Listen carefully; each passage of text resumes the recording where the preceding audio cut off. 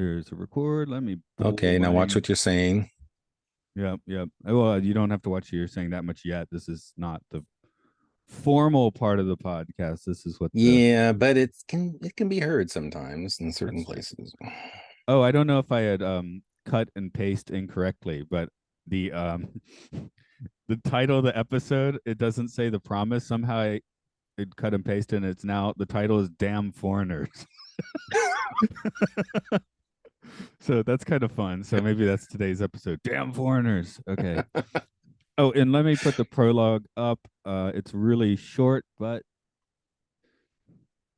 I this wasn't episode, practicing my John Newland impersonation. I'll say it in the proper podcast, but I think Shatner was.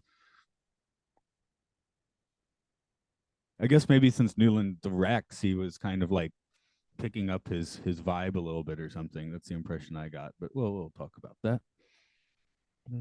Here, real short one. I'm not even gonna bother to I'll format that part a little bit just to be nice. There we go. How's my audio? I don't want to be too hot. I think you're okay. I have these I new can continue headphones, to and I crank it down a little bit. maybe just a small touch, and I think maybe I need to bring my volume up. I mean, not my speaking volume, but my listening volume. Maybe I'll close the window real quick.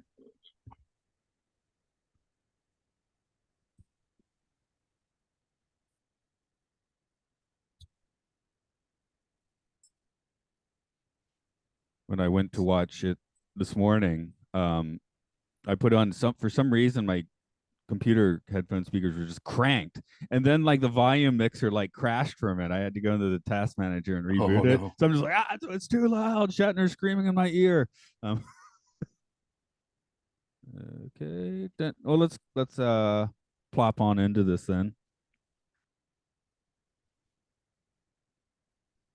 Welcome to Time Enough Podcast. It's where we take a step, one step beyond as we're doing today. This is Matt here. Brian's back, just like that Beach Boys Yay. campaign in the mid '70s, which I didn't. think I'm the first one to come back for one step beyond because I was in the first one, wasn't I? Is that right? That is correct, and we'll see if this is the last one. Not sure yet. We're going to see what's up with the SAG. WGA's finished, so we'll Might see be what's up with the talks this SAG. week. Yeah, Might be so happening. Who knows? maybe this is all old news by the time this airs. I don't know, but we're still one step beyond. Today's episode is The Promise, kind of a innocuous name, but the well, I guess when I do the trivia, we'll get to the big hit, unless you already watched it, which you know why we wanted to watch this particular episode. Yeah. Although I should say, you messaged me. You wish you had watched something else before this. What was that again? The British series from the late 70s called Danger UXB. Is that was that a bomb defusing sort It of was thing? I believe, a 13 episode. It was shown as part of Masterpiece Theater in the United States, and it was it was about post or during, maybe during, or see, I haven't seen it during World War II, post World War II, perhaps, finding and defusing unexploded bombs that the Germans dropped all over, London during the Blitz, and so which ties directly into the plot of this episode. And weird trivia. It starred Anthony Andrews, who had his own career and stuff. But the thing that caught my eye when I was looking at the listing for Danger UXB was a couple of roles by Nick Tate and Judy Geeson from Space 1999 as Alan Carter and Regina Carter, Yeah, respectively. Regina, yes. That one was a difficult one. When I was listening, it was difficult again. I'm like, why do I keep saying Regina? But that's a different show. Um, like Yeah, we'll go go on I about that in another podcast. I know they still occasionally find these bombs. Tokyo had something like a year or two ago where they had found an unexploded bomb under a build or in a site or something. And Wow.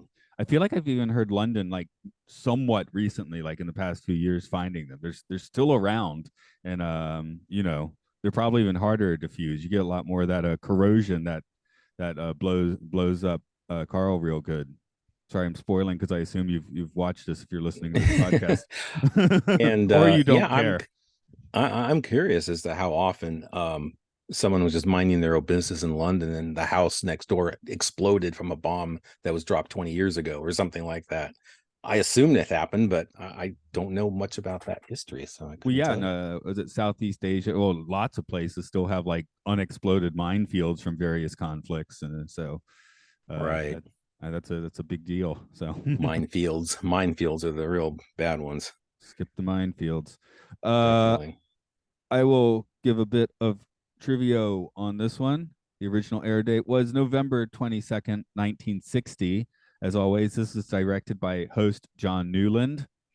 The only writing credit I could muster was a dramatized by Larry Marcus, found in the closing credits.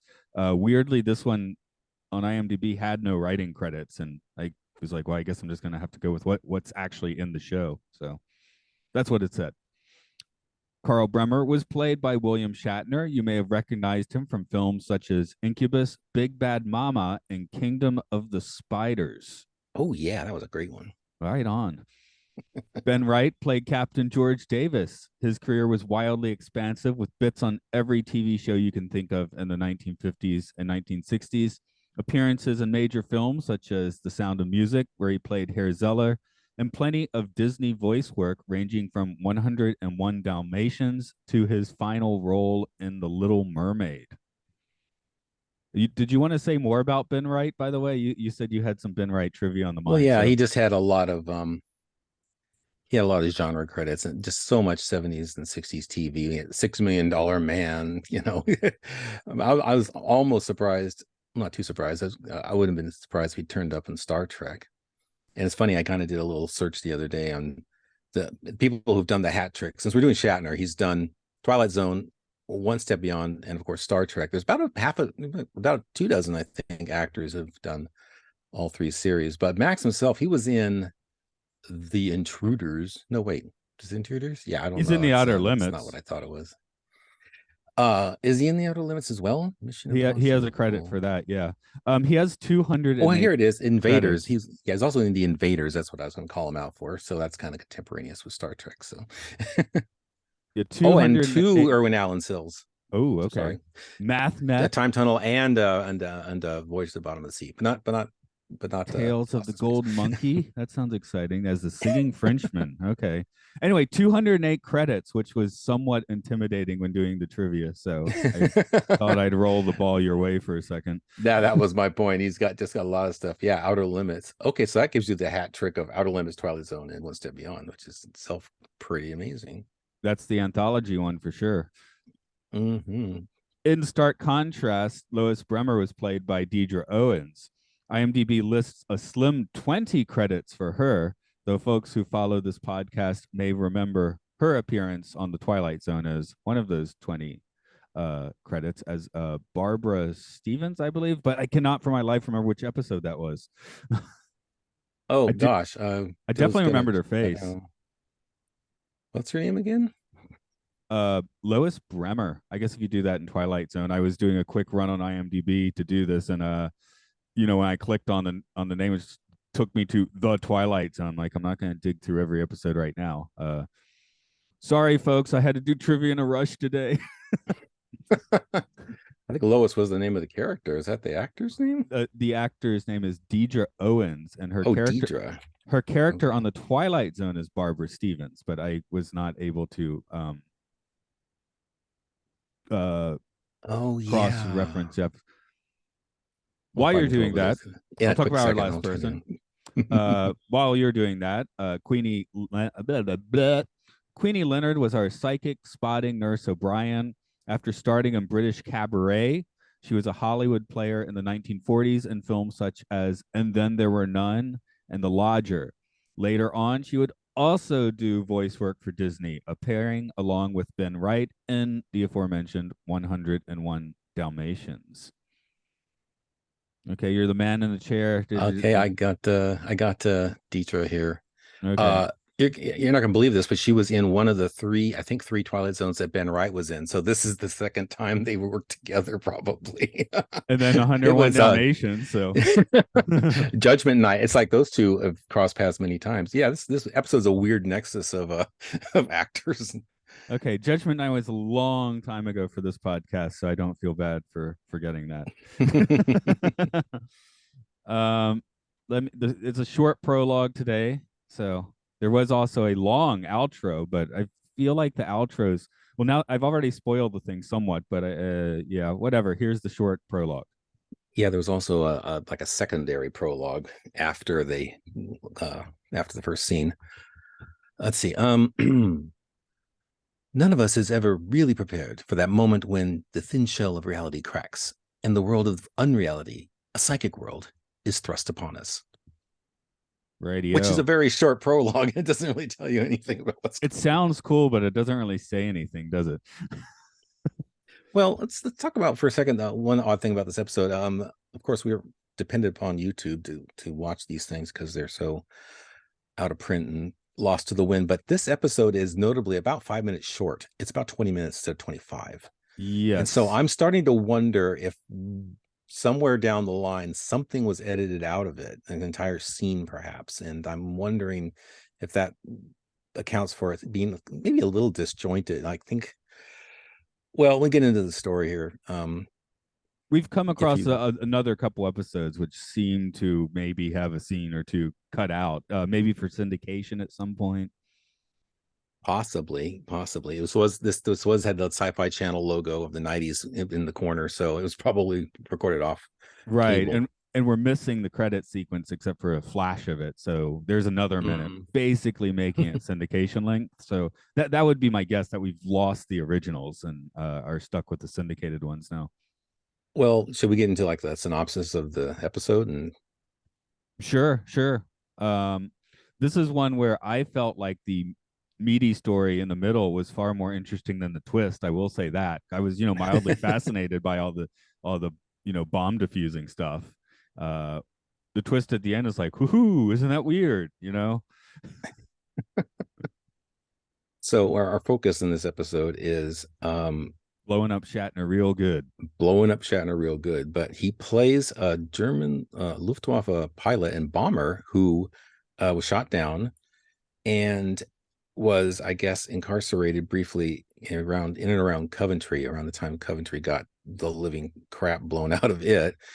And he volunteers to rescue people, unlike his compatriot, his fellow officer who says a lot of things in Says German I don't something understand, but nasty in German. he does not like the fact that he's going to go help the British, save lives from the Luftwaffe's handiwork. And so he's in the house, he gets a child out, but then he gets trapped, starts to collapse, and he uncovers not only a bomb but a woman stuck under the bomb who is the aforementioned Lois. And we met her, we heard about her in the beginning of the episode. This is all kind of a flashback. He saves her life, and so they fall in love, obviously get married, and this is now sometime after the war. I think it's supposed to be the main story set like 49. 1949. Yeah, Yeah. okay.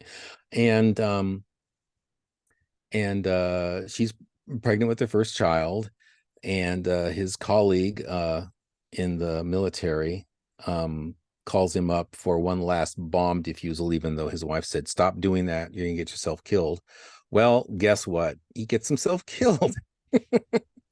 And on the eve of his child's birth. And so the child's finally born, but the wife is so despondent about it. She doesn't want to see the child because of the death of her husband. When the nurse comes in and says, you need to tell your husband not to, pick up children and come into the hospital. And it's a visitation, apparently. The ghost of Carl comes in and performs a ritual, which he mentions briefly just before he dies, about breathing life into a child, a ritual from his village that's gone back 1,000 years or so, where you Script construction. you don't it's a little exposition there where you breathe life into the child, but instead of slapping it on the back whenever when it's first born, and you say a little benediction in German, and then she says, did he say this? And it was like, yeah, he said something like that.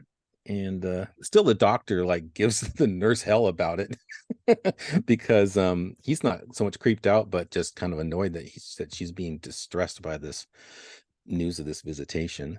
And yeah, it's kind of how that story ends.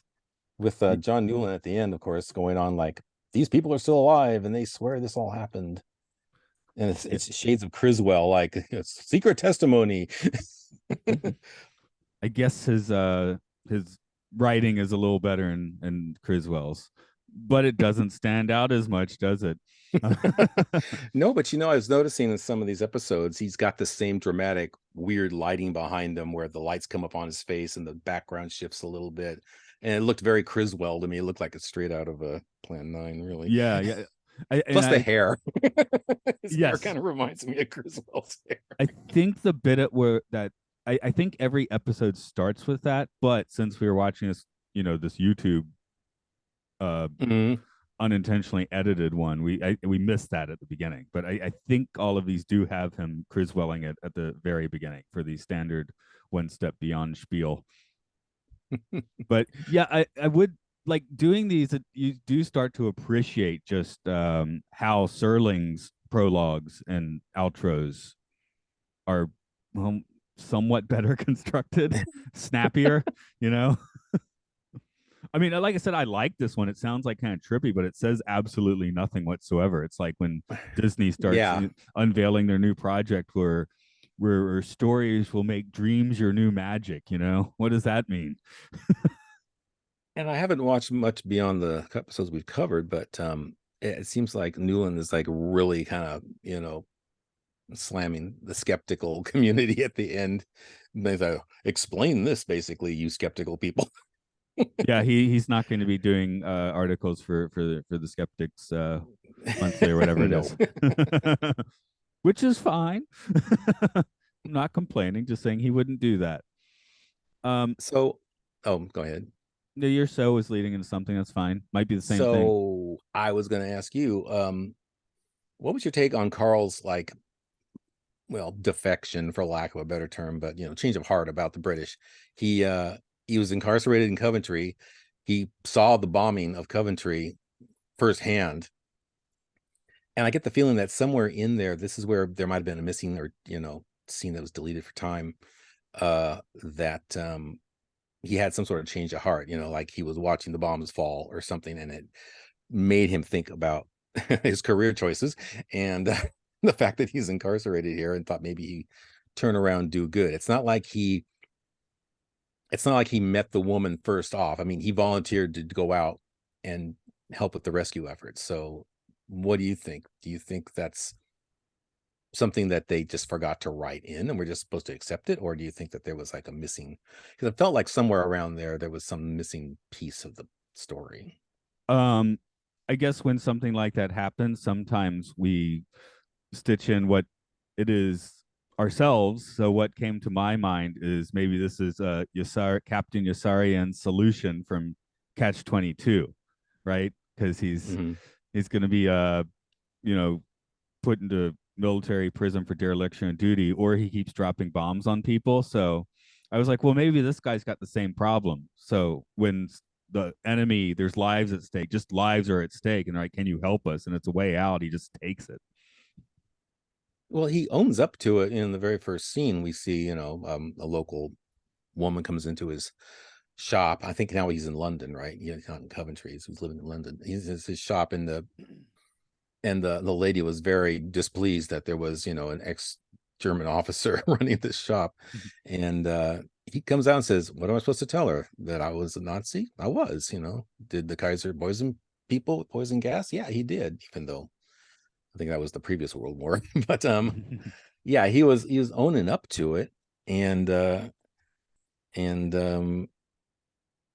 had some kind of peace with it, I guess. He felt, it said in this in the story, kind of said he reached a point where he felt like he had redeemed himself enough. He'd put himself in danger multiple times between when we first meet him, when he's captured, to the current time. So he's diffused enough bombs that his wife thinks he's done enough. Stop risking your life, right? So, well, the other side of the coin, that might be interesting. I thought the scene was like kind of a mirror image, both in employee versus customer and temperament, with the first scene in the Twilight Zone's Death's Head Revisited, where we have Commandant Schmidt coming in and giving a false name and trying to suggest he's not a Nazi to the innkeeper, where he's like the most Nazi guy possible.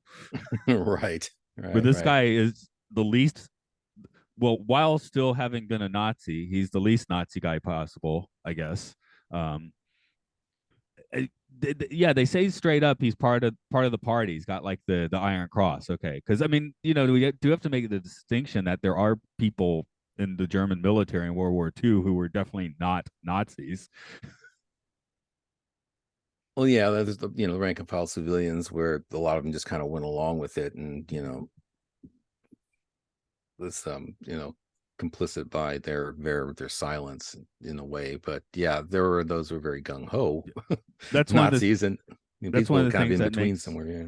yeah, that's one of the things that makes Das Boot fascinating, because I assume like maybe the officers had to join the party, but you're mostly seeing like um Mm-hmm. Joe not Joe Han Schlub thrown into a submarine. He doesn't have a political affiliation. Um, but yeah, I did think it was kind of I mean, obviously that's not an intentional mirroring, but as someone who does this podcast, you notice that, hey, these scenes are kind of mirrors of each other. And then the Death's Head Revisited one is in Germany. This one's in London. It's like everything's reversed from that particular scene, and I found that weirdly fascinating. That is very interesting parallel, or the mirror image, as you said. Yes, that's true. They I aired just about the same time too. I just realized that Shatner's appearance on Twilight Zone's Nick of Time, of course, its first one, aired like about a week before this one did. So, in case you're Huh? wondering about the chronology, these are very contemporaneous stories. So Shatner was all over your TV in early 1960. Okay. See, we It didn't think wasn't that happened until 66 or so. because I was wondering what his earliest televised appearance that I've seen is. I know he's famous for things in the 50s that I never saw that were on, various playhouses and theaters on on the DuPont network, or whatever the networks were back then. Yeah, I was trying to track like how early this was, but there's actually quite a few credits on this. His first one was, I think, like Space Patrol or something, which seems weirdly fitting. That is weirdly fitting, and I would very much want to see that. Let me. I'll do my double check in the meantime. But yeah, how did you feel about this performance, especially if you want to compare it to Nick of Time, since uh that about fits? um yeah, well, in Nick of Time, he's very paranoid about the predictions of the fortune machine, right? And so he's kind of a little more full Shatner. He kind of gets a little more intense about things. This one, he seems pretty relaxed compared to most of the time I've seen him in roles. Of course, most of those being Star Trek roles, but like I said, he had a certain serenity about him. I mean, his child was on the way. He had a shop. He, saved countless lives by defusing bombs. And one of the narrations in the middle of the episode, you may have noticed, was when Newland said something to the effect of, "Why does he do it?" And it's like, okay, you asked the question, John. Are you going to tell us why he does it? He doesn't really explicitly spell it out, I don't think, except just in the way he lived his life. He was trying to be a better person and not let his Luftwaffe past define him. So I kind of liked him. I don't know what to make of his German accent. I'm sure it's probably it's probably not an ideal German accent, and it's very funny. Some of his acting choices, like with the teacup, he goes, makes the tea, and he says, something joke about, and I make a cup of tea or whatever. But he's like holding it with both hands and cupping it to his face, like I don't know. It was very strange the way he was drinking it. He didn't just grab it by the handle and just sip it like a normal Englishman would. I thought that was weird. I don't know why he did that. Did you I notice at the was end? wondering. Oh, go ahead. Oh, the teacup at the end when the bomb goes off. This all happens off camera, of course, so no budget. Just hear the bomb go off. When Lois is back in the shop looking for him, the cup like very conspicuously like gets yanked off of the counter to make it look like the bomb's explosion rattled it, but it looked like it had a thread on it or something, because it just went wham and got pulled right to the floor. Yeah, but you gotta like those little analog touches, right? Okay, I've been manning in the chair a bit, and I did find Shatner's first couple credits. His very first one is 1951, The Butler's Night Off as a Crook, followed by Space Command in 1953, but it's not clear what he did there. The one after that, I got to do three for this because it's Howdy Doody, where he's playing Ranger Bob in 1954, and I know what I'm going to be doing after this podcast. I want to see Shatner as Ranger Bob. Geez, if that still exists. I was just very thinking, and our friend Norman Lau is such a Shatner fan. I keep thinking these are things he would love to do on a podcast if he had the opportunity. Maybe if I do find a clip of Ranger Bob, we'll make sure to get that everybody's way. Maybe that can Or be our new meme. We do our Space Command podcast, right after our The Invaders podcast. And what's the ones they always go on about? Kolchak. I'll do the Kolchak podcast over there at Mission. The Night Stalker. The Night Stalker. Got to add that little part to it. And the Night Strangler. There were like two TV movies before this show, right? So much Kolchak, yeah. Kolchak. So much I'm Kolchak. saying it wrong. Kolchak. I got it somewhere in between. But yeah, I did wonder watching this if like a little bit of Newland, since he is also the director, kind of rubbed off on Shatner, because I felt his kind of wistful way of speaking. Like you said, it didn't really take as a German accent. It seemed a little lilting, like the way Newland speaks. So, sometimes if you hang around someone and you like the way they talk, you'll start like taking on a bit of their affectations for a while. Like, I remember once when Obama was elected, I think a lot of people started throwing just a little bit of Obama in the way they talked. I kind of noticed that like in the late 2000s. And I think I was doing a bit too, because any way I don't care what your politics are, an affecting way of speech is affecting, right? Right. And I think, again, Norman would point it out that if you watch Christopher Plummer in The Sound of Music, you kind of hear some proto Shatnerisms, mannerisms in his performance, and Shatner really liked Plummer. They were actually friends, I believe, so he picked up on some of think that. Shatner is a bit of a protege, so which would explain Mm-hmm. So it doesn't seem like a similar acting style till you put it side by side, but they're both good enough that you also don't notice in Star Trek 6. So maybe the prosthetics help in that case. Where they finally got to work together. Yeah. Yeah, but like you're saying, Newland has that lilting sort of soft voice, and him, I think that performance, that voice was the thing that makes me think that he's, achieved that level of serenity, because he seems so calm and happy there in 1949. Everything was going his way. So even in the scene in 43 or whatever it was supposed to be, they didn't actually say what the flashback was in the war, did they? I think maybe it was around 43. I think you're right. I have that stuck in my head, but even there was, where Lois is trapped under debris and he's defusing the bomb. He even then I wrote like, oh, he's a Nazi officer with a tongue of silver, because he's still in that situation, kind of rattling off bomb techno babble in a not a Shatner way, Well, yeah, he's very zen, which makes him a very good bomb diffuser, right? Because he can keep his cool, and not only his, but he was calming Lois down, talking to her through the whole process, except toward the very end, he says, well, if you have a god, you better ask him for a favor right now, because he's about to pull the fuse out or something. That's the only time he got a little bit alarming, but the rest of the time he was very he gets a very good angry. bedside manner. He gets angry at Captain George Davis, where he definitely goes into recognizable Shatner shouty mode. Oh, when he ended up dropping the bomb on himself. Well, again, he's compassionate. He was very passionate about his friend's safety, and he didn't want him to get hurt. So when he hurt himself, it was like, you idiot. I told you not to do that. Yeah. So he does come out of it. If you're looking for a bit of what you expect, you do get a bit of that, but you get a lot of a very different performance for him. So I thought that was kind of interesting. I'm just having a look through my notes here. I went down one quote, which I think I just misheard. Oh yeah, getting to the twist, I did write that this might be considered Ghost Dad, starring William Shatner. We do need a new star for that movie anyway, so that could be the choice. Hell, have they could remake that movie with Shatner as like, what is he, 94 now? That'd be fun.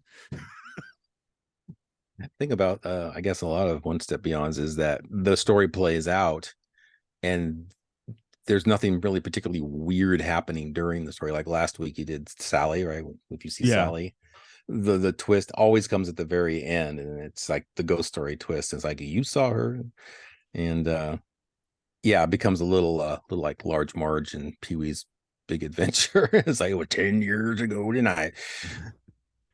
Yeah, once the twist comes along, I'm like, who even cares? We got the interesting bomb defusing story. We got he directed, like John Newland himself directed those scenes with pretty good tension for 1960s network television. So, the whole bomb defusing story is fascinating. And then it's like, and what a twist. So I mean, I guess it's fine, but yeah, it's a little weird. I did wonder a little bit if this is too early for them to also consider with Lois having postpartum depression. Like obviously her husband just died, so that explains a fair amount of it. But Yeah, I think it does. in 1960, there's I like the way the scene plays. Like I'm thinking postpartum depression also, which maybe you wouldn't notice in 1960. I'm not quite sure when that started to become like a thing. Well, it's probably always been a thing, but it's been dismissed because, oh, it's a woman's problem, and therefore no one's going to pay any attention to it. It's a childbirth thing. But very much so today, yeah, they would have that complication on top of it. It could be a combination of the two, but I think we're supposed to believe that, the sudden and abrupt death of her husband days before probably is the sole cause of her Well, it's like in Star Wars, we're still distress. supposed to believe that Padme died of a broken heart, or as our regular podcasting cohort Mark said, all the Skywalkers die when they get tired. Yeah, I think I remember him saying that. It was like, oh, he just got tired. Yeah, yeah. You know. He's just tired. What's the George Carlin joke about getting old? It's like great thing is when you're old, you can just get out of all social functions by saying, "Oh, I'm a little tired." But Dad, it's 7:30 in the morning. Although you'd be tired at 7:30 It in the wasn't morning. just Skywalkers. I mean, well, he was very old, but Yoda also just kind of, got tired. Yeah, Yoda gets the Methuselah card, I think, because he was 900 and something by that point, right? He was still relatively okay, just, a few months before when he did the training. I think maybe the training of Luke kind of, took the last out of him. That So, could be it. mm. But yeah, looking here. Oh, I wrote the undiscovered country is full of bombs, just as a snarky thing to write. Turning bombs into junk is a very good profession, I would say. Uh, I you could don't do have this all my life. Yeah, you don't have to put any snark behind that. If you can handle the white knuckles, then I guess it's a good thing to do because somebody's got to do it. It is interesting though. If you are a bomber from the opposing side that definitely dropped a few bombs, and now you've been, yeah, when is your due paid? Yeah, I mean, you can't really tally up how many people you directly killed by dropping a bomb on them versus how many people you probably saved by defusing a bomb. So that I can see him, like he said, he could spend the rest of his life doing that because you would never know when the scorecard would be even if that even matters. I think some people would say if you saved one life, you did a good thing. If you saved 100, that's also great too. But And I think that what's the might be the cost of one. redemption? I think that might be the one, not the one thing, but that may be one notable thing that puts the Twilight Zone ironically one step beyond. I think the Twilight Zone episode would have focused on that. Like, when Mm-hmm. have you paid your due or something, whereas this one just has kind of the derpy little ghost story twist. But that's the difference with the Twilight Zone being more of a morality play. They're going to put that question up front and center, which is going to, well, make a message, right? Whereas this one is like, look at this. Are you saying One Step Beyond does not have morals, meanings, and messages? Well, I'm not as hard hitting as the Twilight Zone does. Occasionally they do, but yeah, usually these are more like campfire stories. So it feels like a campfire you're having in a laboratory, probably because of John Newland's vibe. But yeah, these are stories to tell, to entertain uh, people who are about to enjoy Camelot. Early '60s America can spend some time with John Newland for this interesting story. Whereas, yeah, Serling's thing would be more like when do you pay your due, uh, considering what you've done, and that's where I see Death's Head Revisited as such an interesting mirror image of this episode in many ways. I wonder if this show would have had more success in syndication if, well, it ran 3 seasons. That's a pretty long time, but Twilight Zone had 5 seasons. CBS clearly took better care of their film stock and kept it around long enough to be pressed first on the DVDs, which I thought were a massive improvement, of course. But then now you have the Blu-rays, and I'm kind of curious if they look even better. I mean, obviously they're going to be a bit sharper and everything, but a lot of Twilight Zones, sometimes the look of it's a little like low contrast or something, or some episodes just don't look quite as sharp and crisp as others. But if this show had similar similarly curated, and was restored properly, if it would have maybe have gotten more traction, or is it like you said, like Twilight Zone's a little more, and Serling was just a little more hard hitting and focusing on those things. Well, this is just sort of jump scare at the end, boo, bye, see you next week. So I think that's it, because when I've been talking to people about what we're doing in the podcast right now, and I'll usually refer them to 2 episodes, and one's The Navigator. The other is, I think it was The Confession, because those two look pretty good on YouTube. So I feel like you can better assess the show by watching those two, simply because they look at least like 2000 era DVD quality, which is, yeah. yeah. That's one of those Twilight Zone Blu-rays. Yeah, I used to have some of those 2000 era DVDs, and the Blu-rays do look infinitely better, but I also missed a couple iterations in between. So I don't know what the most. And one assumes that those are the negatives that are being used on Paramount Plus these days. So you might get a comparable quality if Paramount Plus is, if the wind's at your back and the skies are clear and you're getting a good stream that day on the internet. I'm still happy with my physical media. So Mm-hmm. just one more little almost snarky observation. When he's like, I found some green stuff in here. Did you think kryptonite too? Did he say green? Was this the point where he was reaching under the bomb and not looking into it? So that Yeah, was the that's weird. I corrosion. feel like he said, How can it be green Good unless point. he pulled it out and looked at it on his hand and then went back in? That might be the case. I seem to remember. I mean, I made a note, so I guess he said it. But yeah, he wasn't looking at it at the time. So, but yeah, it might have rubbed off on his hand. I don't know. But I was like, that's his kryptonite. He's about to blow up. Well, that's a good excuse for the whole recording of the process, putting a mic on the guy and telling them exactly what's being done and recording it for posterity was a good idea. So in case the bomb blows up, at least you'll know what you did wrong. But it also is a great narrative to reel. Yeah, but it's a great narrative device because he had to explain what he was doing to his guy back in the van, and but it also had some weird exposition, like it says, I'm very tired, I'm wiping my face, I am taking a drink of water. He has to like dictate everything he's doing when we can see him. It's like we don't have to hear all that, but kind of kill Give some more lines. It's like, give me some more give lines. more lines. Let's do some questions. Who in this episode takes that step beyond? Oh, the nurse, definitely. She's the only one who actually saw the apparition, apparently. Yeah, she's the only one that has a psychic nursery phenomena, I guess. Mm-hmm.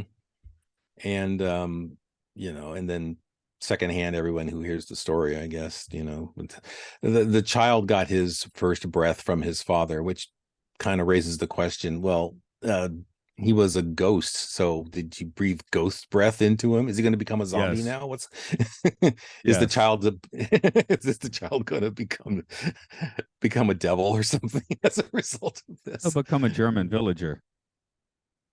Flashbacks of Jeff Myrtlebank, and it's like, well, he died and came back, and then he had a child, and it's like, so, and the child has this weird sort of demonic abilities or something. So think how much worse it would have been if he breathed into the mouth of the child, Bad I don't seed. know, the bad seed. But Yes. yeah, your answer is probably correct. But for me, because I simply thought the bomb stuff was better, I would say Shatner or Carl Bremer took that one step beyond because he blew up real good. Um, Hmm. like when I think about this episode, I'm never going to remember the thing like he held his baby in his arms and breathed the breath of life into him. That's not what I'm going to remember about this episode. I'm going to think of Shatner under a bomb, fiddling with it.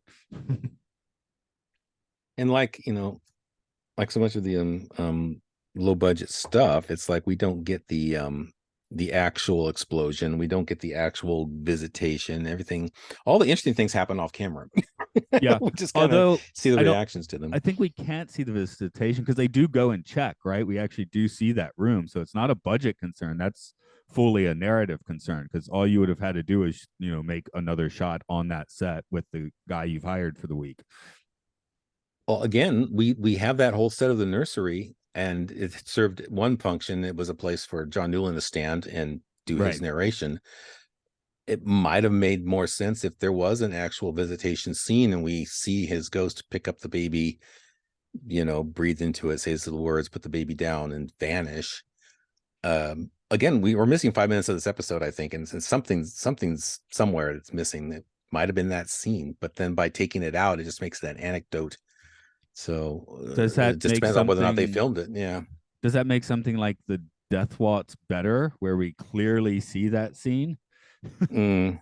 Because we get that totally bizarre, dance scene with the um army ghost. Are you saying they learned a lesson from that and decided not to do it in this episode? Well, Because I I'm don't just know saying it which was one came definitely first. definitely a choice in this episode, not a budget thing. Now the explosion, that definitely a budget choice. But although you got stock footage, like you might be able to use. I don't know if we see any explosions at all in this episode, do we? Nope, we just hear them and they, shake the camera Mm-hmm. around and like you said, pull a teacup off the table. With some fishing line or something. Correct me if I'm wrong. Is this the third season? I believe. Didn't That's they shoot a correct. bunch of episodes in England? I believe that's correct. So, and But we we don't have really some see. of the stories shifting to England, like this one. The story is set in England. It's got some English actors for real, so that's a concern. But I think there's like the one establishing shot they did where they're walking from the van to the side of the bomb out in the street and somewhere in London, or that looked like an English street. But that's like the only location shot I can think of in the movie. Everything else is in the episode, rather. Everything else is in the on a soundstage somewhere. So Mm. I just wondered if that was the reason we got this particular story. And I wish they kind of used more location shooting, but again, budget. Yeah, much, especially for television in 1960, it's much easier to do it on a soundstage. No, but it's like LA, Hollywood. You just go down the street, you shoot your shot, and you come back to the studio. If you're producing in London, use something in London. So, Mike, since this is not a meanings moral message or a morality play like the Twilight Zone often is, I feel like does do they deserve their one step beyond doesn't make sense. So I will take it to that question I think the Twilight Zone would have done. Did Carl Bremer pay his, karmatic due? Well, it does seem harsh to end a man's life on the eve of the birth of his child. That seems kind of cruel, but I guess if you see it as a punitive thing, it would imply that all his good works defusing bombs over the past few years weren't enough to balance the cosmic scale. So I don't know if it was really that fair to Carl. I mean, he throughout the whole episode, he kind of comes out as a pretty good egg. I mean, he admitted that he was a Nazi. And I think that's, tantamount to saying, yeah, I was on the wrong side and I did some bad things and I'm trying to do better. So having them kind of,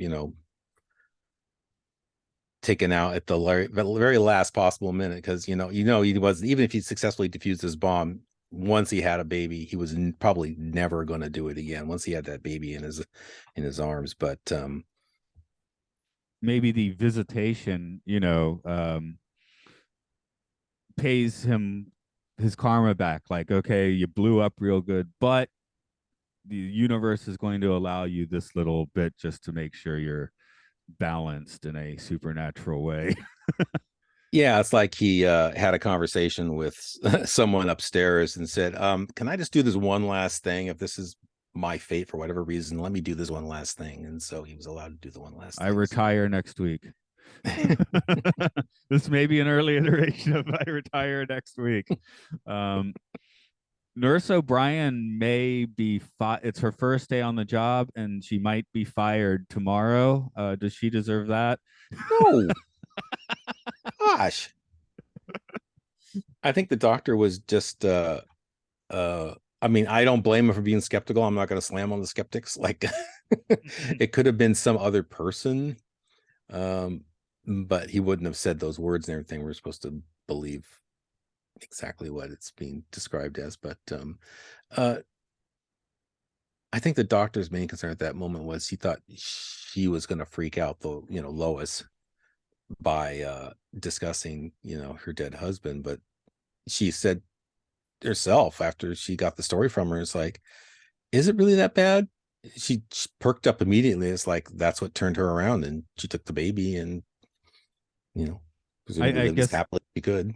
I guess the main problem is she said in that chirpy 40s, studio player sort of way, since the actor was in fact a 40s studio player, that which would have been fine in The Lodger. Maybe feels a little weird here. I mean, it's fine. Just I just want to address the fact that you said that the nurse took the one step beyond. So I felt like we need to talk about it a little bit for the second question. Mm-hmm. So question 3, let's put it on the tripometer, 0 to 5. Well, again, we're kind of getting into the it's the ghost story with the twist. We just saw it last week. The mysterious reappearance of someone long gone. I would maybe give it, I don't even know, I'd give it a 2 at this point. But it's kind of the bread and butter of the show is that type of story. So I guess I'll give it at least a 2. I wasn't really surprised by it, because he's had to stop and explain this whole ritual that he's going to do with his son as soon as he sees, kaboom. So he kind of saw what was going to happen. For me, long before it happened. If we look at it from the perspective of that ghost story, I agree with you. It's a 2, and we're not doing them in order. So we saw it last week. In broadcast order could be a few months or more. I don't remember the air date for that one, but if we take out the ghost story and look at it from the bomb stuff and the tense bomb scenes, I think I'd give it a 3. Like, I thought those were pretty well done, low budget bomb defusing scenes, despite the fact we don't see the explosion. So if we focus on that, I'd give it a 3. But yeah, like I said, this one's weird because I'm like the one step beyond woo woo part is like the least appealing part of this episode for me. It was an interesting story in the history of the war and the post-war England. And like I said, I immediately thought of Danger UXB when I saw it, and then I realized, did I ever watch that? So now it makes me want to go watch Danger UXB, which I think is available on streaming services. It was a pretty popular show near you, so I don't advertise anybody particularly, but well, maybe not. I'm trying to find this place you can stream it, and I'm not. And you may have to buy it. But that was, I think it won a lot of awards and stuff back in, like, when was it, 79 or something that came out? And I think it would be a nice corollary to this if you want to, get more into the history of the Blitz and the devastation of London and the bombs and stuff. So Since I was throwing one step beyond a bit under the bus for the Twilight Zone earlier, let's here's one thing that I think One Step Beyond does a little, not necessarily does a little better, but has an interesting perspective on, because like I say, the Twilight Zone ones are very taut most of the time and have a heavy moral, where a lot of the One Step Beyond stories show you after the Civil War, after World War II, with people just trying to get on with their lives, and just, yeah, there's this weird, supernatural stuff that happens. But I find that's an interesting perspective, that it's kind of like people just moving on after the war, or excuse me, after wars or whatever, or the Twilight Zone people have to be like haunted by it. So that's kind of an interest, especially for the World War II stuff, because many of the people watching the show are in the same position where they've just been getting on with their lives for the past 15 oh years. yeah, I mean, Serling was in the war, right? In some capacity. I mean, there's a long shadow of World War II that goes across the 50s and 60s, and then it forms a lot of the storytelling there. And in the case of, like you said, One Step Beyond, it's sort of like it's a backdrop, so we can do, the ghost story of, the weird castle where the German officer, what was it? The peasants, German officer reenacts a party 550 years ago, so the ghosts of the peasants can come kill him or whatever. Right. I mean, that's some comeuppance that especially the viewer of 1960 wants to see. But hey, you know, What's the setup for that story, punching a right? Nazi has not fallen out. Maybe it did fall out of fashion this year, since the Dial of Destiny was considered a flop. But I think most people could still get behind punching a Nazi, I should hope. But yeah, Shatner is like the one Nazi I don't really feel like punching, because he tried to do right in the end, right? So That's where the question came up. Did he pay his due or not? Can you put your Nazi past behind you? In his case, I'm not sure, because he was dropping bombs on people before he became like more chill and diffusing them. So it's well, not again, it's that it's not our place to judge, really, is it? it's that turn I feel is missing. I mean, I would like to have seen him more as a hardened Nazi, and then watch Coventry be destroyed before his very eyes, before he kind of has a reckoning in his head, like, oh, this is bad. I should, like I said, examine my career choices. Well, if you want that, I direct you to Slaughterhouse-5, the book, not the movie. Or again, that vibe is very much gotten by a Catch-22. So the Sarian does not start Said defusing bombs, so it's more, doesn't. yeah, more Yeah. homework for you, ladies and gentlemen. Go watch Yeah, those. go if you didn't read them in high school. I guess now's your chance. I feel like everyone reads Slaughterhouse-5 and Catch-22 in high school, but maybe that was just my high school. I don't know. We'll wind down this boat. I guess your plugs are basically showing up on our podcast these days. So Welcome my to plugs is Podcastio your plugs. Podcastius. Yes, I wish I that's had the list in front of me. I could do the list for you, but I'll have to I leave have. that to you. I have the horrible shill thing where it's just like planted in my head. Like you said, Podcastius on Patreon.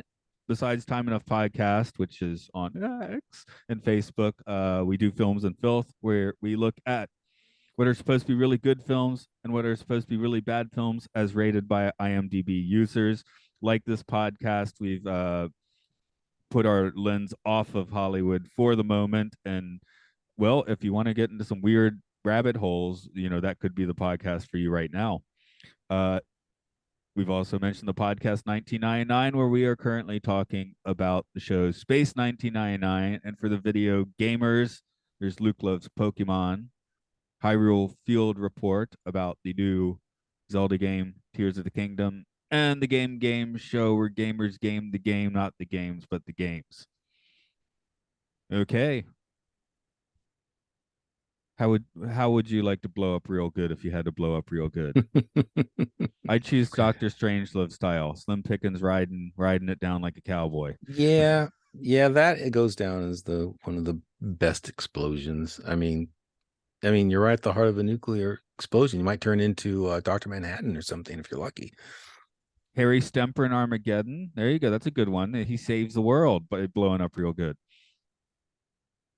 Gosh, I have to think about this some more. Do I want to save the whole world, or do I want to just Ride it down Yeah. like Slim Pickens. It is a So write it difficult down like choice. Slim Pickens. Yeah. And if Yeah. I got the name Harry Stemper right, I'm very impressed with myself.